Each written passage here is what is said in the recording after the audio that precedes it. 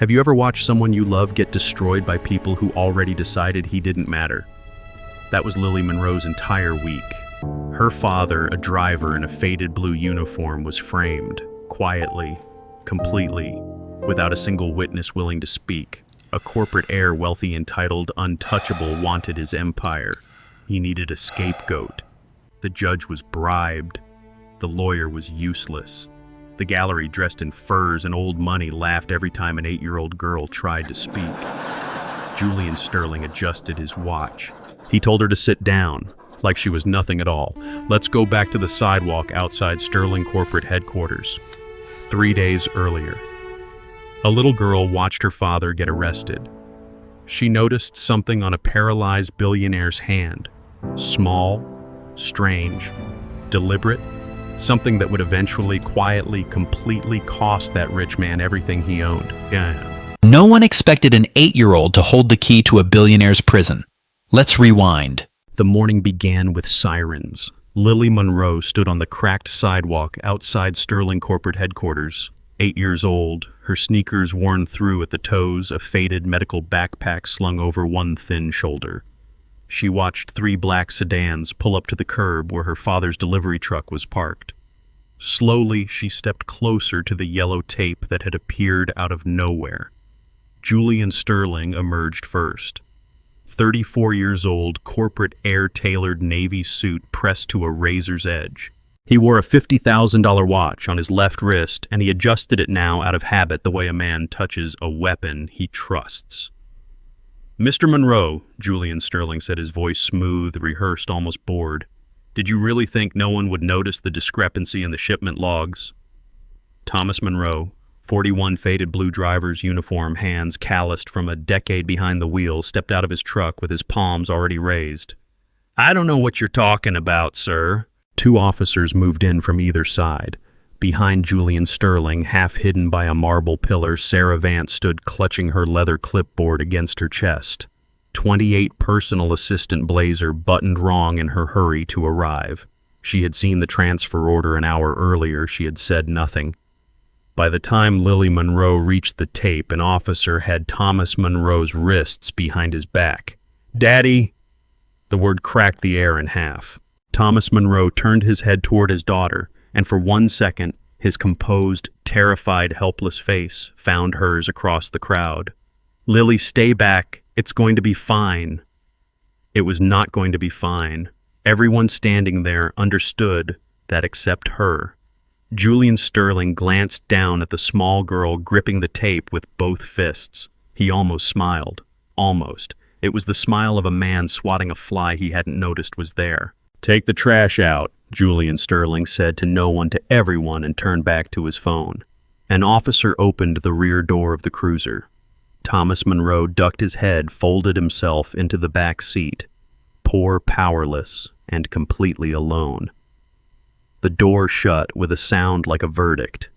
Lily Monroe ducked under the tape. An officer's hand caught her shoulder and she twisted free, and she ran. Small feet on cold pavement, backpack bouncing against her spine, breath tearing out of her in short white clouds. She ran alongside this cruiser as it pulled from the curb, her palms slapping the window where her father's face pressed against the glass. "Please, he didn't do anything. Please, you have to let him go." The car accelerated. Lily Monroe stumbled, caught herself, kept running until her legs simply stopped obeying her.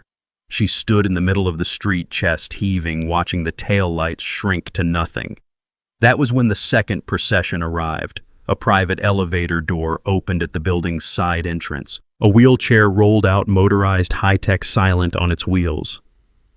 Arthur Sterling sat in it, 62 years old, once the most feared CEO in the city, now paralyzed from the neck down, his gaze fixed somewhere past the horizon that no one else could see. A nurse pushed him gently across the plaza, close enough that Lily Monroe could have reached out and touched the armrest. Arthur Sterling did not turn his head. He did not blink at the commotion, the shouting, the girl standing in the road with tears freezing on her cheeks. His face was a locked door, and everyone in the city had long since stopped knocking. But Lily Monroe was still standing there, hollow, abandoned, unwatched by any adult who mattered. And because she was standing there, because her eyes had nowhere else useful to go, she looked down. His left hand rested on the chair's armrest, pale still, forgotten by everyone who called him broken. The index finger twitched. Not the whole hand. Not a tremor anyone trained to look would have called significant. Just one finger twice in a rhythm too deliberate to be an accident, too small for the nurse pushing him to notice. Lily Monroe blinked, and the moment was gone. The wheelchair rolled past her into the building. The plaza emptied. Sarah Vance lowered her clipboard and walked away without looking back. Julian Sterling had already gone inside to make his calls. Lily Monroe stood alone on the sidewalk. No mother, no father, no one to walk her home, holding a backpack full of medical textbooks that nobody in this city would ever ask her to open. But as the police dragged her father away, Lily had seen something on the billionaire's hand that the high-paid doctors had completely missed. 3 hours after the arrest, Julian Sterling stood alone in the underground garage of Sterling corporate headquarters. He knelt beside Thomas Monroe's impounded delivery truck, a leather satchel in one gloved hand. Inside the satchel sat $200,000 in untraceable transfers, printed, folded, planted. Julian Sterling slid the documents beneath the driver's seat with the calm, practiced precision of a man who had done this before. Footsteps echoed against the concrete. Sarah Vance rounded the corner, clipboard against her chest, her heels clicking too fast for someone who wanted to look casual. "Mr. Sterling, what are you doing down here?" Julian Sterling straightened his jacket, adjusted his watch, and turned to face her with a smile that never touched his eyes. "Standard procedure, Miss Vance. Nothing that concerns you. That's his truck. That's Thomas's truck." "It's evidence," Julian Sterling said. "Or it will be once the right people take a look inside it." Sarah Vance's throat worked. She had seen the satchel. She had seen the folder. 28 years old, 3 years on his payroll, one dying mother whose hospital bills he had quietly, generously, strategically covered. "If you say one word about this," Julian Sterling said, his voice dropping into something almost gentle, "I will make sure your mother's insurance disappears by Friday." Sarah Vance said nothing. She stood frozen, clipboard, trembling, complicit, and terrified in equal measure, and Julian Sterling walked past her without waiting for an answer he already knew he'd get. Across town in a windowless interview room, 2 detectives slid a single sheet of paper across a metal table. "Sign it," the older detective said. "Make this easy on yourself." Thomas Monroe read the confession twice. Faded blue uniform wrists still raw from the cuffs, 41 years old, and exhausted down to the bone. He pushed the paper back across the table. "I didn't take anything. I'm not signing a lie. You're not doing yourself any favors. I know what I did and didn't do." The younger detective leaned in, tapped the folder that had just arrived from Sterling Corporate. $200,000. A truck registered in Thomas Monroe's name. A signature that would take 30 seconds and end the whole conversation. Thomas Monroe folded his calloused hands on the table and said nothing more. By the following morning, Julian Sterling had made 3 phone calls. The first went to the precinct captain, an old family friend who owed the Sterlings for a mortgage that had quietly disappeared years earlier. The second went to the district attorney's office, where a campaign contribution had been wired that same week. The third went to no one in particular. Julian Sterling simply liked hearing his own voice confirm a plan out loud. "Skip the forensic accountant," he told the captain. "We don't need to complicate a simple case." "That's not exactly standard procedure, Julian." "It is when I'm the one asking." The captain hesitated, then agreed, because agreeing was easier than remembering what the word standard was supposed to mean. By noon, the satchel had been logged as recovered evidence. By early afternoon, the forensic request had been quietly withdrawn. By evening, the case file against Thomas Monroe was sealed, stamped, and forwarded to the district attorney's desk, locked, final, unreachable. Sarah Vance watched it all from her desk outside Julian Sterling's office. She watched the courier carry the file down the hallway. She watched the elevator doors close around it. She thought about her mother's hospital bracelet. She thought about Thomas Monroe's daughter running after a police car. She did neither of the things her conscience was screaming at her to do. Instead, she opened her laptop and she began quietly, carefully, secretly saving copies of every email Julian Sterling had ever sent her. She did not send them anywhere. Not yet. That night, Julian Sterling stood at his office window overlooking the city, glass of scotch in hand, watch catching the light. Below him, an entire family had been erased from the narrative of their own lives with 3 phone calls and a folder of forged paperwork. He believed the matter was closed. He believed the driver was finished. The daughter was irrelevant, the assistant was loyal, and the system he had spent years buying piece by piece would hold exactly as long as he needed it to hold. He had no idea that somewhere on a company server, time-stamped, backed up, quietly accumulating a digital trail of his own arrogance, was already writing the confession he would never sign willingly. The trap was perfectly set, but arrogance always leaves a digital footprint. The city courthouse smelled of old wood and older money. Lily Monroe walked through the marble lobby alone, her faded medical backpack heavy against her spine, her sneakers silent on the polished floor. Nobody stopped an 8-year-old girl from entering a public courtroom. Nobody thought to ask why she carried 3 anatomy textbooks and a stack of hand-copied notes. She found the defense table and sat down in the front row directly behind it. Marcus Vance stood nearby, shuffling papers, 46 years old, ill-fitting suit straining at the shoulders, a public defender with too many cases and too little conscience left. Lily Monroe tugged at his sleeve. "Mr. Vance, I need to show you something. It's about the twitch in his hand." "Kid, I don't have time for this." "Please, it's important. I promise it's important. I have 4 other clients today." Marcus Vance did not look up from his folder. "Sit down and be quiet." Lily Monroe sat down. She did not leave. She opened her backpack anyway and laid 3 dog-eared textbooks across her knees, silent, stubborn, small. Sarah Vance slipped into the gallery near the back wall clipboard against her chest, watching the child being dismissed with a stranger's careful, guilty distance. At exactly 9 o'clock, a side door opened. "All rise," the Honorable Judge Harrison presiding. Judge Harrison entered in black robes, 60 years old, a gavel in one hand, and a folded check from the Sterling Family Foundation already deposited in an account no one in this room would ever see.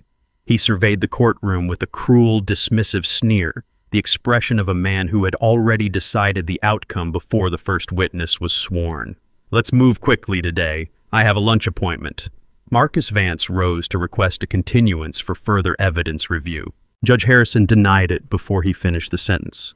Marcus Vance requested access to the original shipment logs. Judge Harrison denied that too, citing a technicality no first-year law student would have recognized. Lily Monroe watched from the front row, small hands gripping the edge of her backpack, and she understood something no adult in the room seemed willing to say out loud. The trial was not a trial. It was theater choreographed, funded, and already finished. "Your Honor," Marcus Vance tried again. "The defense would like to submit." Denied. Next matter. Somewhere behind her, Julian Sterling sat with his lawyers, adjusting his watch, offering the gallery an occasional smile, like a man accepting applause he hadn't earned. The gallery, wealthy, comfortable, entertained, murmured its quiet approval. Lily Monroe stood up. "Please, someone has to listen. My dad didn't do this." Judge Harrison did not even lift his eyes from his notes. "Bailiff, remove the outburst from my courtroom if it happens again." Marcus Vance grabbed Lily Monroe's arm and pulled her back into her seat, embarrassed, hissing at her to behave. She sat jaw tight, eyes burning, and opened her backpack again anyway. Sarah Vance watched all of it from the gallery. She watched the girl silenced. She watched the system close ranks around itself, seamless, practiced, absolute. She thought of the emails saved quietly on her laptop and said nothing because saying something had never once worked out well for anyone in this family's orbit. By the time the morning recess was called, Lily Monroe understood the truth completely. No lawyer was going to save her father. No judge was going to listen. No adult in this marble room, dressed in fine suits and paid in silence, was going to lift a single finger to help a poor man's daughter. She looked down at the worn cover of her medical textbook, at the dog-eared page marked with a torn scrap of paper, and she thought of the twitch she had seen on the billionaire's hand 2 days ago. Nobody had asked her what she knew. Nobody was going to. She would have to find her own way to make them listen. Stay until the end, because this corrupt courtroom was about to witness a medical miracle they could never explain. Recess ended at 11 o'clock and the courtroom filled back in with the same practiced boredom. Julian Sterling waited until the room had quieted before he approached the bench. 34 years old, watch catching the overhead light. He carried a slim folder tucked beneath one arm like it belonged there, like it always had. "Your Honor, a small matter for your review before we resume." Judge Harrison accepted the folder without looking at it directly. Inside, tucked between 2 blank legal pages, sat a confirmation slip. A wire transfer 6 figures routed through 3 shell accounts before landing in an offshore account bearing Judge Harrison's wife's maiden name. Judge Harrison's fingers closed around the folder. Noted counselor. Nothing more needed to be said between them. Everything had already been said months earlier in a private club where the wine was expensive and the promises were quiet. Marcus Vance rose again, gathering what little resolve remained in him. "Your Honor, the defense would like to call a character witness." "Denied." "We haven't even stated who—" "I said denied, counselor. Sit down." Sarah Vance sat frozen in the back row clipboard, trembling against her chest, watching Judge Harrison strike down every objection, every motion, every scrap of due process Thomas Monroe was legally owed. She had clutched that clipboard through a dozen board meetings without flinching. She could not stop shaking now. Thomas Monroe sat at the defense table, faded blue uniform wrists, free of cuffs, but not of consequence, spine straight, jaw set. He said nothing. He had learned in those last 2 days that his words meant nothing in this room, so he offered the court his silence, instead dignified, unbroken, his only remaining possession. Julian Sterling leaned toward his lawyer and murmured something. The lawyer nodded and rose. "Your Honor, given the strength of the evidence, we'd like to request expedited sentencing. No need to burden the court with a full jury trial." Marcus Vance's head snapped up. "Your Honor, that's granted." Judge Harrison did not even glance at Marcus Vance. "We'll proceed without a jury. I see no reason to drag this out." A murmur rippled through the gallery, uneasy but quiet. The kind of quiet that comes from people who know exactly what is happening and have decided it is not their problem. Lily Monroe, seated once more in the front row, gripped the edge of her backpack. She did not fully understand the legal words being traded above her head. She understood the shape of what was happening well enough. The room was closing a door, and her father was on the wrong side of it. "That's not fair," she whispered. No one answered her. Julian Sterling turned in his seat, found her eyes, and offered the smallest, cruelest smile a grown man could give an 8-year-old girl. He adjusted his watch. He said nothing. He didn't need to. By the time the gavel came down to adjourn for the day, the outcome had already been decided in a folder no one but 2 men had ever opened. Standard courtroom procedure, jury selection, cross-examination, the entire architecture built to protect the innocent had all been quietly, efficiently discarded. Sarah Vance rose on unsteady legs and walked out into the hallway, where she stood alone against a marble pillar and pressed the back of her hand against her mouth. She thought of her mother's hospital bracelet. She thought of Thomas Monroe's straight spine and silent dignity. She thought of a little girl clutching a backpack of textbooks nobody would read. She did not go back inside. Lily Monroe stayed until the bailiffs cleared the room, until her father was led away through a side door without a chance to say goodbye, until the marble hallway emptied out around her. And only then did she let herself cry quietly in a corner where no one important was watching. Tomorrow, the judge would deliver a sentence. Everyone in that courtroom already understood what it would be. The gavel was already bought, but heaven operates on a different currency. Gavel, slamming down hard. The corrupt system traded an innocent man's life for a stack of cash. If that were me, the helpless rage would be absolutely suffocating. Imagine watching your only protector stolen away by pure greed. Pay attention to the assistant. Morning brought a crowd larger than the day before. Word had spread through the city's wealthiest circles that the Sterling matter was finally reaching its conclusion, and the gallery filled with spectators dressed for a party rather than a sentencing. Lily Monroe sat once more in the front row, backpack in her lap, 3 textbooks pressed flat against her knees. A side door opened and a nurse wheeled Arthur Sterling into the courtroom. 62 years old, silent motorized wheelchair humming softly across the floor. Arthur Sterling was positioned beside Julian Sterling's table like a prop, borrowed for the occasion. Julian Sterling rested one hand on his uncle's shoulder for the cameras that weren't there, playing devoted nephew for an audience of paid judges and idle elites. All rise! Judge Harrison entered gavel, already in hand, his face arranged into practiced solemnity. We're here to finalize sentencing in the matter of Thomas Monroe.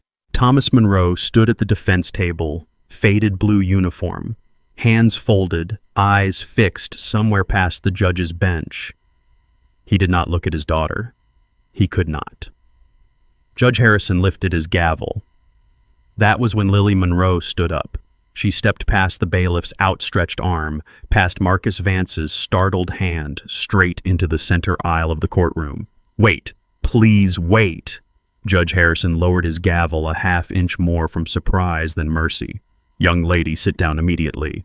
I can help him. Lily Monroe pointed at Arthur Sterling, small hand, trembling voice cracking but not stopping. I can fix him. I know what's wrong with his hand. If I fix him, will you let my dad go? Sarah Vance's breath caught somewhere in her chest. She gripped her clipboard so hard her knuckles went white.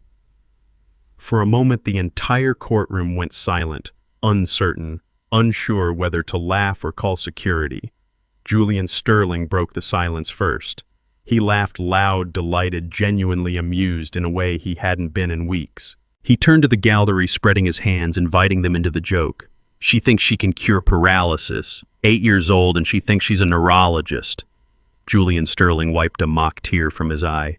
Please, someone write this down. This is the best entertainment I've had all trial. The gallery erupted.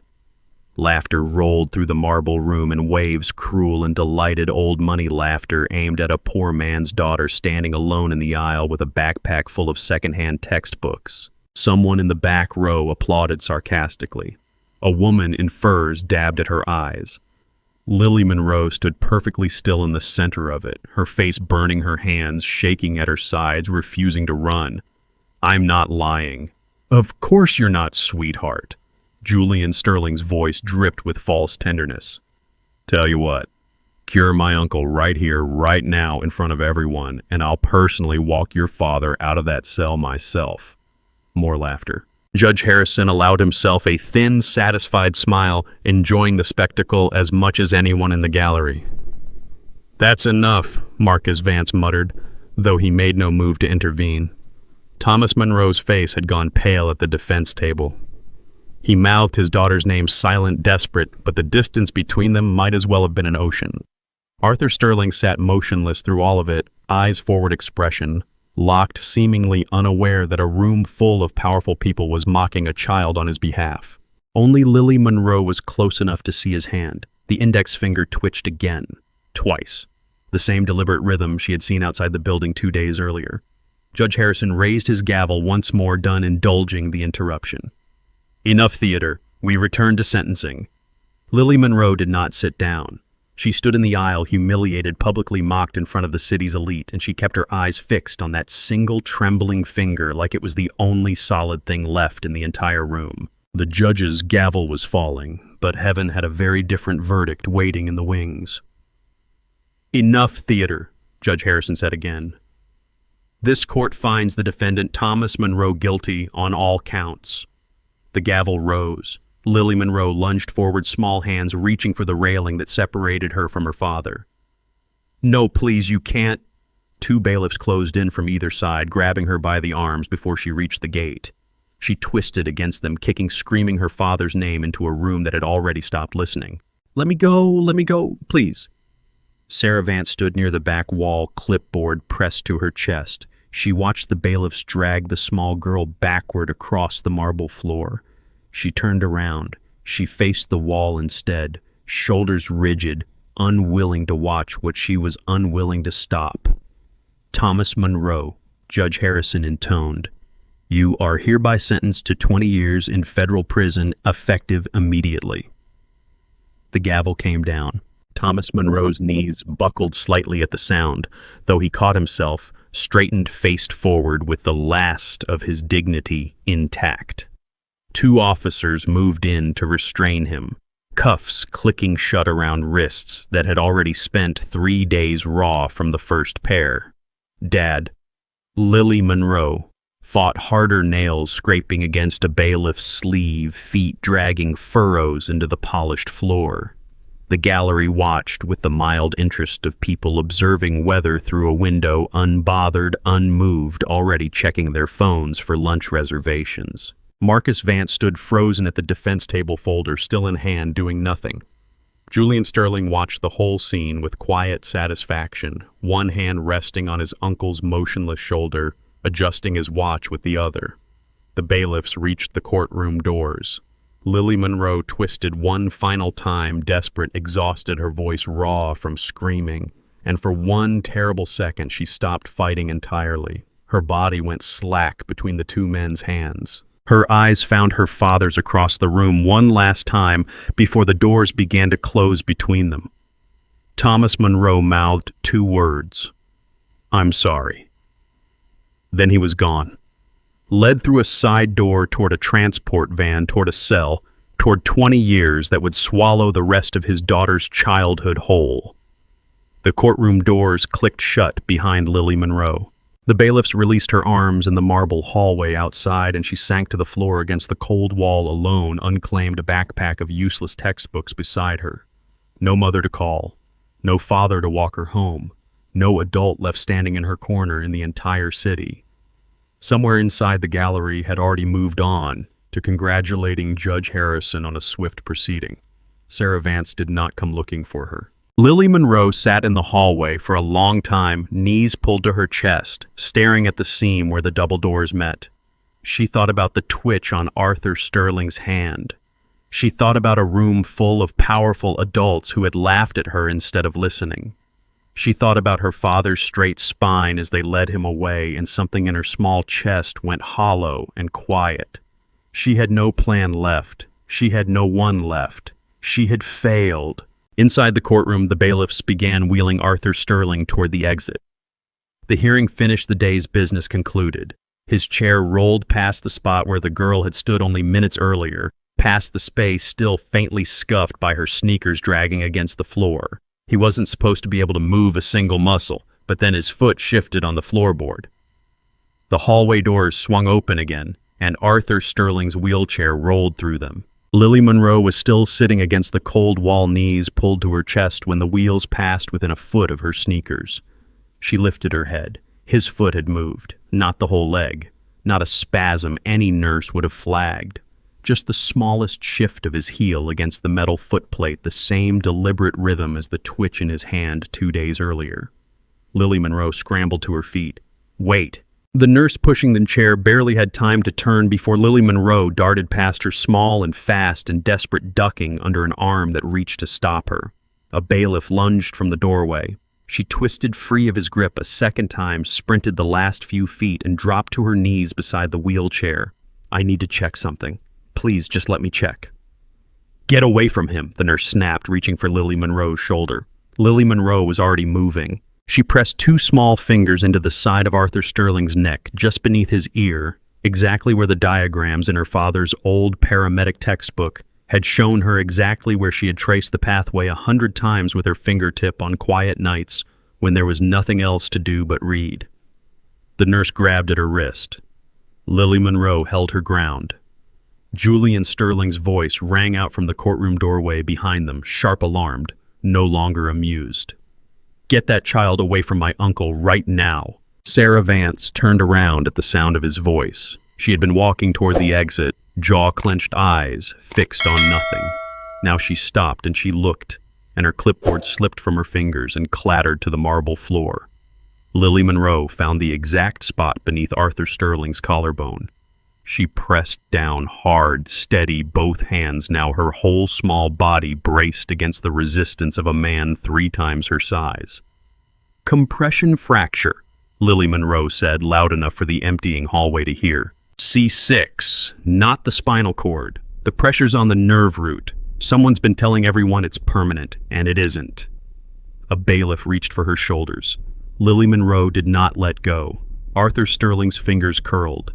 Then his whole hand closed into a fist. For 1 full second, nobody in the hallway breathed. The nurse froze mid-reach. Julian Sterling's mouth opened and produced no sound at all. Arthur Sterling planted both palms on the wheelchair's armrests. He pushed. His body rose out of the chair in one slow, trembling motion, joints unlocking after 2 years of silence, legs shaking beneath a frame that had forgotten how to hold its own weight. He swayed. He did not fall. Arthur Sterling stood. 62 years old, upright for the first time in 2 years, he stood in the marble hallway of the city courthouse with a small girl's fingerprints still pressed white against his collarbone. The hallway went utterly silent. No one moved. No one spoke. Even the distant sound of the elevator seemed to fade beneath the weight of the moment. Sarah Vance stood with one hand pressed against her mouth, eyes wide, staring at a man she had watched wheeled through this building 100 times, now standing on his own 2 feet in front of her. Julian Sterling took 1 step backward without seeming to notice he had done it. Arthur Sterling turned his head slowly and looked down at the girl still kneeling beside the empty wheelchair. His eyes, clear, sharp, entirely present, found hers. "How long?" Arthur Sterling said, his voice low and rough from disuse. "Have you known?" "Since the first day," Lily Monroe said. "I saw your finger twitch outside the building. Nobody else was looking."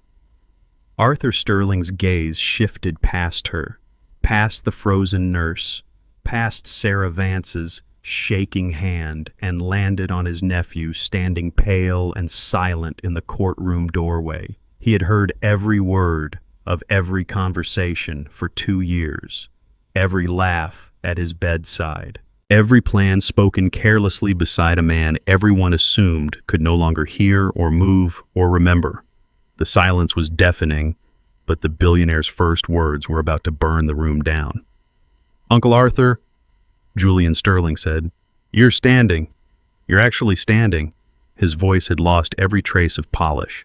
He took a step forward, then stopped, uncertain of the ground beneath him for the first time in years. Arthur Sterling did not answer him. Instead, he turned to the bailiff, still hovering near Lily Monroe's shoulder. "Get your hands off this child." The bailiff released her immediately. Sarah Vance stood rooted a few feet away, clipboard forgotten on the marble floor, watching a dead man walk with an expression somewhere between disbelief and grief for 2 wasted years. "I want everyone who works in this building," Arthur Sterling said, his voice gaining strength with every word, "to understand something clearly. I have been conscious since the accident, every second of it." Julian Sterling's face drained of color. "That's not, you were catatonic, the doctor said. The doctor said what you paid them to say."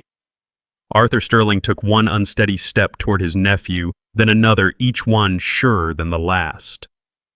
"I heard you tell Dr. Reyes to keep increasing my sedatives past the therapeutic dose. I heard you call the board and describe me as a formality. I heard you 11 months ago tell your lawyer that once I was declared permanently incapacitated, the company would finally be yours outright." The hallway had gone completely still. Even the elevator chime seemed to hold its breath.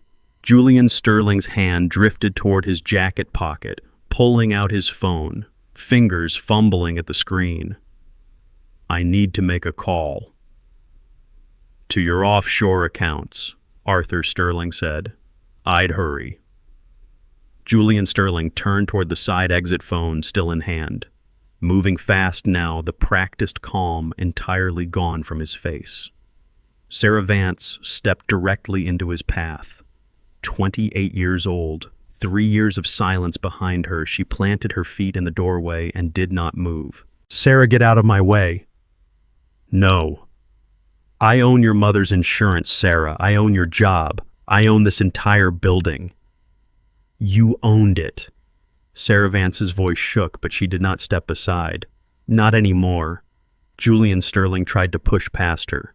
2 security officers, drawn by the commotion, moved in from the courthouse steps and took hold of his arms before he reached the door. His phone clattered to the floor screen, lit with an unfinished transfer request. Arthur Sterling crossed the hallway slowly, each step still trembling, but growing steadier until he stood directly in front of his nephew. You framed an innocent man. You poisoned me with a neurotoxin slow enough to look like a stroke. You mocked a child in open court for trying to save a man you'd already buried in your head. Arthur Sterling's voice dropped to something quiet and final. Take the trash out. Do you remember saying that? Julian Sterling said nothing. His mouth opened, closed, opened again, and produced no words at all. I do, Arthur Sterling said. I remember everything. He turned to the small crowd gathering near the courthouse doors. Lawyers, clerks, a handful of reporters drawn by the sudden commotion, and raised his voice for all of them to hear. Effective immediately, Julian Sterling is stripped of every title, every account, and every share he holds in Sterling Corporate. Call my legal team. Call them now. One of the security officers already had a phone pressed to his ear. Julian Sterling's knees buckled. He sagged between the 2 officers, holding him the empire he had spent years stealing, dissolving in the space of a single hallway conversation, his tailored suit suddenly looking like a costume for a role that no longer existed. Sarah Vance bent down and picked up her clipboard, hands finally steady. Lily Monroe stood beside Arthur Sterling, small and exhausted, and still clutching the strap of her worn backpack, watching the man who had mocked her father collapse under the weight of his own arrogance. What about my dad? She asked quietly. Arthur Sterling looked down at her, and for the first time in 2 years, something like warmth moved across his face. We're about to fix that right now. The truth was finally out, but the ultimate karmic punishment was something the arrogant nephew never saw coming. The same 2 officers who had cuffed Thomas Monroe 3 days earlier stood on either side of Julian Sterling now. Julian Sterling, you're under arrest for fraud, attempted murder, and obstruction of justice. Wait. Julian Sterling's composure cracked wide open. Wait, you don't understand. My uncle is confused. He's been sedated for years. None of what he's saying is... He's standing right in front of us, the older officer said. He seems pretty clear. Handcuffs closed around Julian Sterling's wrists, the same cold metal that had closed around Thomas Monroe's 3 days before. Julian Sterling's legs gave out beneath him, and he sank to his knees on the marble floor of the courthouse he had once treated like his personal stage. Uncle Arthur, please. I'm your family, please. Arthur Sterling looked down at him without a trace of the mercy Julian Sterling had never once extended to anyone else. You poisoned me slowly enough to call it a stroke. You let a stranger rot in prison for a crime you committed. You mocked a child for trying to save my life. Arthur Sterling's voice stayed level, quiet, absolute. Family doesn't do what you did. The officers hauled Julian Sterling to his feet and led him toward the same holding entrance his own scheme had once sent Thomas Monroe through. Inside the courthouse, word moved fast. Within the hour, Thomas Monroe was brought back up from the transport hold, his handcuffs removed by the same officer who had fastened them, wordless, almost apologetic. Thomas Monroe stood quietly while the cuffs came off faded blue uniform wrists, finally free, saying nothing until he saw his daughter running toward him across the lobby. "Daddy!" Lily Monroe crashed into him, and Thomas Monroe dropped to his knees to catch her, holding his daughter against his chest like he was making sure she was real. "I'm here," he said. "I'm here. I'm not going anywhere." Sarah Vance stood a few feet away watching the reunion with tears finally openly falling, 3 years of swallowed guilt breaking loose all at once. She had spent so long looking away. She let herself watch now. By that evening, the story had spread through every floor of Sterling Corporate. The bribed officers were suspended pending investigation. Judge Harrison's offshore account, the one bearing his wife's maiden name, was frozen within hours, his robes stripped from him before the sun set. Julian Sterling was process charged and transferred to a holding facility before midnight. The cell they placed him in measured exactly 6 feet by 8 feet, the same dimensions as the one his lawyers had once cheerfully described to reporters as appropriate for the driver who dared to steal from a Sterling. Julian Sterling sat on the thin cot, still in his tailored suit watch confiscated along with his phone and his freedom, and stared at concrete walls that did not care who his family used to be. Outside, the night air felt different to Lily Monroe than it had in days. Arthur Sterling met them in the courthouse parking lot, walking now with only a cane for support, a nurse hovering close but no longer needed the way she once had been. He crouched carefully in front of Lily Monroe, bringing himself down to her height. "You saved my life, twice actually. Once outside this building 3 days ago when you were the only person who noticed anything was wrong, and once today. I just did what the book said." Not everyone reads the book that carefully. Arthur Sterling glanced at Thomas Monroe standing protectively behind his daughter. "I'd like to offer you both a place, a real one. Work security education for Lily, whatever your family needs going forward. I owe you more than that, but it's a start." Thomas Monroe looked down at his daughter, then back at the billionaire kneeling in the parking lot in front of her. "That's a big offer, Mr. Sterling. It's the least I can do for the only person in this city who ever bothered to look at me and see something worth saving." Sarah Vance stood nearby, clipboard finally empty of secrets, watching a father hold his daughter's hand beneath a streetlight, watching a stolen empire quietly begin righting itself one decision at a time. Somewhere across the city, in a cell exactly the size he had once ordered for an innocent man, Julian Sterling lay awake listening to the silence he had never once had to sit inside before. Karma never misses an appointment, and this one was paid in full. Have you ever witnessed true justice? The Monroe family story is a fictional reflection of how the arrogant eventually destroy themselves. My heart broke for Lily standing alone against those paid liars. Do you think Julian's punishment matched the cruelty of his crime? Subscribe to our channel so you never miss another story of ultimate karmic payback.